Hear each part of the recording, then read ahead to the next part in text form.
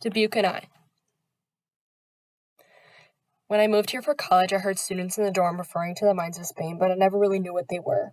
It was one of the first times visiting here we stayed in Hotel Julian, and I had to ask my mom who it was named after because I had no idea. I then put the pieces together a few months later while I was at school, and my mom and I had actually visited this place. She informed me that a miner had moved here and settled the land.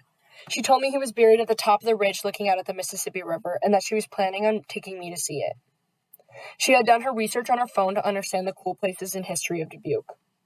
We pulled up to this long road and drove up until we could see the river peeking out through the thin tree line. As we made our way to the monument, a few people were exiting the monument, giving my mom and I enough space to look around and explore the detail. It looked as if the monument needed some more tending. The grass was dried to dirt from all the visitors, and a few pieces of trash littered near the trash can. The chain-link fence also felt like an eyesore. Yet the view of the river and the city had me lost for words, almost too busy to even notice other details of the park. The river was reflecting off the recreation boats cruising around, and the monument stood pointing out to the river as if it was speaking to us, saying that Julian had been here before all of us. The sun shone down on us with a cool breeze that helped cool the heat of the summer day. It didn't feel as if we were high up, but from this point, it felt like we were in a tall building looking out onto the citizens below us. We were standing on a 300-foot bluff above the Mississippi River with a view of the city, the Illinois Bridge, and the shoreline of both Iowa and Illinois. As we got ready to leave, my mom, of course, had to take a picture for the memories. This was the last time I would visit Dubuque and not be a student at Loras. It was also the last time I would be in the mines of Spain. I didn't know much history then, but after reading through The Life and Times of Julian Dubuque by Thomas Hodge, my lack of knowledge was shifted to being more aware of the history sitting right in front of me. A year later, my class for J-term, Writing Midwest Landscape, went on our hike to the mines of Spain. We started with a drive through a water and resource recovery center for the city of Dubuque. We made our way down the long road approaching the trail we would begin our hike on. Professor Koch made us pull over on the side of the road to check out the monument that I had once seen before. This time, the day was gloomy and gray. The trees had lost all their trees to the point where the monument looked like it was sticking out of the bluff. As we got into our cars, the rest of our drive was filled with nature surrounding both sides of the car. Pulling into a small parking lot, it didn't seem like there would be a lot to see along the trail, but walking through the woods, past the pond, and up the tricky hill, I began to open my eyes to the woods around me. Although the hardest part of the hike included grabbing many tree branches and hoisting myself up to the top, it was a fun experience to do with my classmates. Sam and I kept laughing about our shoes, which were most certainly not built for this terrain, but we weren't expecting to struggle to make it up the hill. Yet we somehow managed and made it to the pretty parts of the hike. After trudging up the hill, we could see a glimpse at the old mine above us. I had seen some pictures of it, but as soon as I saw the peak, I had a moment in my thoughts to think about how cool it was that I got to see this. Walking around the mines, I kept trying to find the biggest ones, and all I could imagine was how it must have been with all the miners in this area trying to find the lead. I learned that this lead became an essential part of the uprising of Dubuque after doing my research.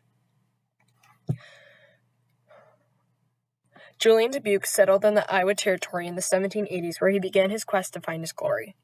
Dubuque settled in this area where he eventually would be honored and buried at this mining site, the Mines of Spain. This place would become a large piece of the city that is now called Dubuque. 8 years after he settled the land, he began to form a very strong relationship with the Meskwaki Indians, who eventually gave him the right to mine in the Dubuque-Galena area. Even with little knowledge or experience in mining, his bond with the Indians helped him greatly in his quest to explore this new territory. Julian was potentially married to one of the Meskwaki women, whom historians have no idea who she was or who she was related to, but they can assume that she was the daughter of the chief. After Dubuque passed away, the Meskwakis buried him overlooking the Mississippi River. They also built a monument where they would restrict any miners from coming into the area to respect the relationship they had. The mining of lead would continue until 1865, even though the land where Julian had mined became restricted to the miners, had not stopped their operations around the burial. The meaning of the Mines of Spain was something that I never understood because of how random the word Spain is. Whenever hearing this name, much before I had learned the information I know today, it would puzzle me and make me wonder where the heck that name even came from. As I took my notes from reading Thomas Hodge's writing, I came away with the knowledge of Dubuque's way of convincing the Spanish governor. He got permission to explore the lead mines by naming them the Mines of Spain, to show the governor his respect. Years down the road, I would find myself living here for half the year and calling the city my home. The Mines of Spain is a 1,437-acre piece of property that includes Julian Dubuque's monument, Catfish Creek, and the E.B. Lyons Interpretive and Nature Center. Catfish Creek reaches from the west and southwest of Dubuque. The mouth of Catfish Creek is where most of the lead mining occurred for the Meskwaki and where Julian Dubuque would set up his mining operations. The Meskwaki tribe hunted buffalo and deer while their wives would garden, build bark lodges, sew skins into clothing, and cook for their families. White settlers eventually came to the area and introduced items like iron cookware, cloth, and firearms. Even though the hunters would be able to trade their fur from the hunts, the increase in hunting would cause other conflicts with other tribes. During the hike, we got to see our old land where the Meskwaki settled and worked when they had been here. It was cool to see this land, but I wish we could have seen some artifacts from this village. After getting through the mines field, we began to see a change in scenery. The hilly woods became a small prairie with a few trails winding through the field of grasses.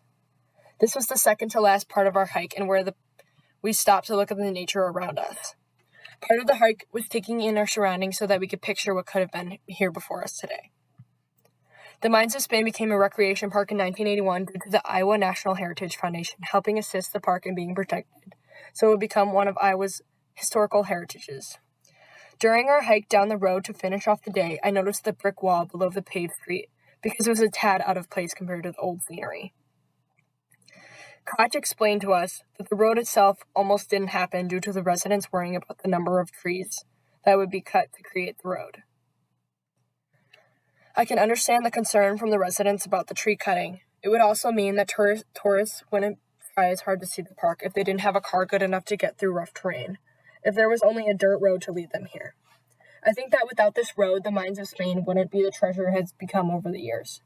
Although it is unfortunate that the trees had to be cut down for this road, the bigger picture is that it attracts a lot more people than what you would think. By 1993, the area was designated as a National Historic Landmark, which made it become more of a treasure to people who came here. I have learned many great things from my class about the Meskwaki and Julian Dubuque history. When I was coming into the city of Dubuque, I only knew about Julian Dubuque and how his territory was formed into what it is today. I knew of Dubuque, but after staying with my mom at the Hotel Julian, I started my learning journey of the things I would eventually be aware of. I learned about the Monument of Julian with my mom, and even had the chance to look around the area at the beautiful weather that showed on the day of our tour. I was given the knowledge by looking through websites with information on Dubuque, but also the readings in a class, which taught me things I didn't have any idea about. The Meskwaki tribe was brought up because of their importance and the dedication to the land that was once theirs, but also to the outside world, when the mines became of the utmost importance to the trading world. I loved getting to know this place for what it is, but also learning about the place I can call home for the short period I am here. It may not be my primary home, but it has been a pleasure to learn about the history of Dubuque, Iowa.